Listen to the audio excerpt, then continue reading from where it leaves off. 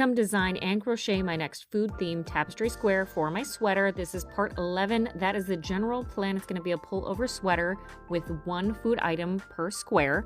And today we're looking at a croissant. Now, don't judge me. It doesn't look like a croissant right now. I will fix the colors in a second. And when I add those lines, it does help sell this thing.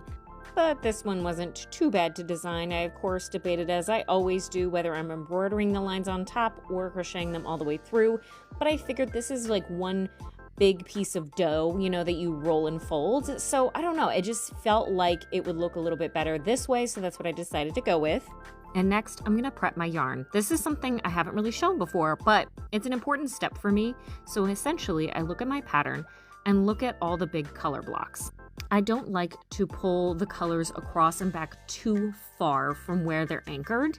So sometimes I create multiple balls of the same color just so I don't have to pull them all the way across and back, like especially with that blue, which is on either side of the design. So because it's on either side of the design, I just create 2 balls of yarn and then I don't have to pull it over and back and affect the tension. Anyway, I am actually going to start crocheting this thing here. I think the main problem I had with this one was counting, you know, math, okay? So all those little details that make it look like it's a folded piece of dough, yeah, all of those lines you have to count because it really matters where they end up. And I'm pretty sure I ripped some of this out at one point, but I of course didn't show that just because, you know, it's already a long enough video. I think 3 minutes is usually my max. You can see me counting. I had that chart in and out of frame all of the time here. The other thing I was really worried about were the colors. I was super worried that this brown was just too dark. I try to use what I have, you know, not overbuy yarn. I already have so much yarn, okay? So I try to use what I have.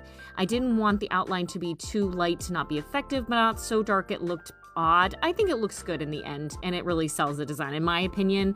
Anyway, once I had this thing crocheted, I was off to weaving in the ends. There weren't too many this time around. I mean, it is a limited color palette, so, you know, that makes sense. The more colors you add and take away, you know, the more ends you have. So anyway, now what I'm gonna do is go around the border. So there is a little bit of embroidery to fix some of these edges because I really want those lines to be super clean, especially in the middle, to really sell that folded look.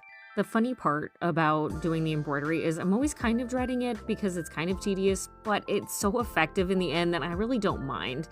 And the last part is, of course, blocking. At this point, I haven't memorized how many holes across it is on this specific blocking board because I keep using the same one pretty much on purpose. But anyway, I always go for the 4 corners first, figure that out, and then I pull and kind of create tension across so that it's nice and stretched